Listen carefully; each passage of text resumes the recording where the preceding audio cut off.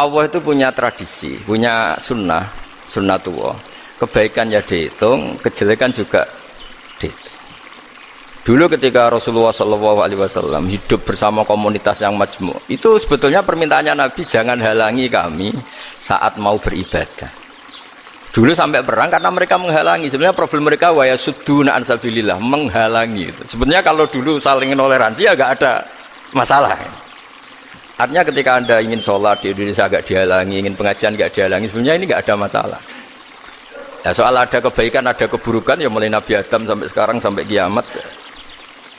Itu cara pandang. Jadi cara pandang kita terhadap orang lain itu harus hal-hal yang nyata. Kalau kesalahan mereka nyata, kebaikan mereka juga nyata. Kenapa kita hanya ingat sisi yang jelek, tidak ingat sisi yang baik? Saya sering cerita ke santri-santri saya, bahwa setiap saya pengajian diundang orang di mana-mana itu saya mesti istighfar. Karena gak ada pilihan. Saat saya datang ke pengajian di Sulawesi, misalnya saya tinggal ngaji di sini. Saat saya ngaji di sini, ninggal undangan yang di sana. Hidup itu tidak banyak pilihan, meninggalkan kebaikan, melakukan kebaikan. Artinya gini, dalam kebaikan saja ada kebaikan yang ditinggalkan. Apalagi dalam kejelekan. Makanya di sini ada pepatah terkenal dalam ilmu tasawuf itu. Wastighfaruna yahtaju ilal istighfar. Saat Anda baik saja butuh istighfar. Bapak saya kalau guyon gini, Mas Sofyan. Ada imam istiqomah jadi imam masjid sampai tua sampai batuk-batuk. Itu bagus istiqomah. Tapi itu masalah kata bapak. Akhirnya enggak kaderisasi katanya. Itu istiqomah apa enggak mau diganti orang lain katanya. Ada kiai dai di mana-mana. Itu mesti orang muji, "Oh, itu dai di mana-mana, laris enggak pernah di rumah." Pondoknya pasti bubar itu karena ditinggal.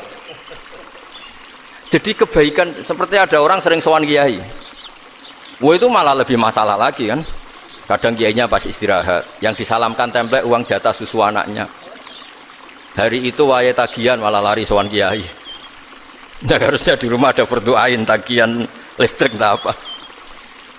Jadi makanya di hikam itu terkenal kata-kata manusia itu siapa? Manusia itu mangkanat mahasinuhu masawiyah fakih falatakunu masawihi masawiyah. Manusia itu orang ketika baik saja salah, apalagi pas salah. Coba saya misalnya pidato begini, di atas panggung saya orang alim pidato nasihati orang. Di saat yang sama seperti katanya Mas Wildan tadi ada agak sopannya. Di situ ada mungkin orang yang lebih sepuh timbang saya. Masa lebih muda kok di atas? Yang di bawah lebih tua. Ada agak sopannya. Mau nggak pidato disuruh, mau di atas disuruh, nggak sopan sama yang. Tapi misalnya yang paling sepuh pidato nggak pernah ngaji kok pidato terus gimana? Artinya ketika kita baik saja ada salahnya, apalagi pas salah. Sebab itu ajaran Rasulullah itu suruh berdoa Rabbana dzolamna anfusana. Sebelum minta itu merasa, ya Allah kita ini mendolimi diri kita sendiri. Karena dalam pilihan-pilihan itu pasti ada salahnya. Coba misalnya Anda bangun masjid habis 2 miliar. Yang harusnya 1 miliar sudah jadi. Terus nanti suatu saat ketemu Allah ditanya, itu ada orang miskin, fakir miskin, yatim. Andai kan kamu sumbang 1 miliar itu sejahtera semua. Gara-gara kamu bangun masjid terlalu mewah. Ya tapi kadang-kadang orang kebaikannya itu orientasinya bangun masjid, gak tertarik nyumbang fakir.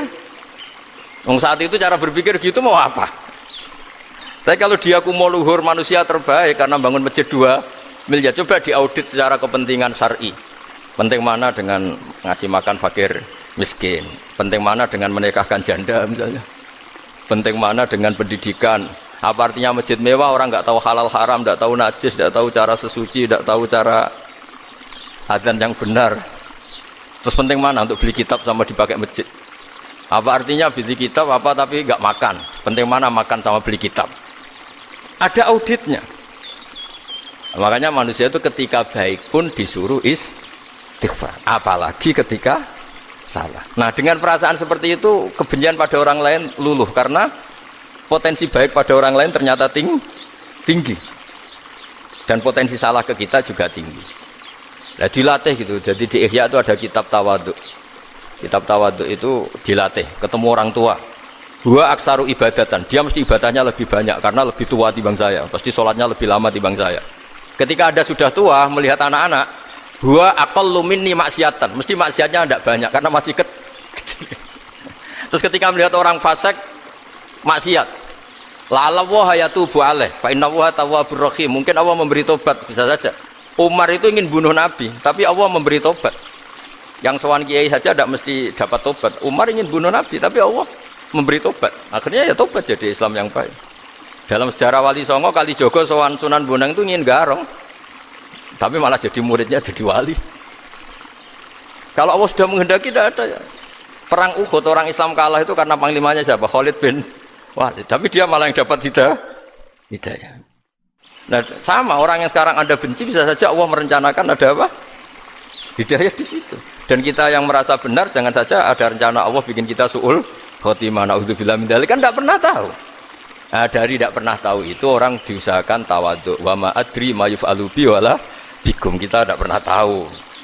Makanya meskipun saya ini kiai terus kata orang banyak itu ketop. Kalau istighfar ya nangis betul ya. Cuma kan nggak perlu di depan umum. Nanti ada penampilan kan ribet kan nanti.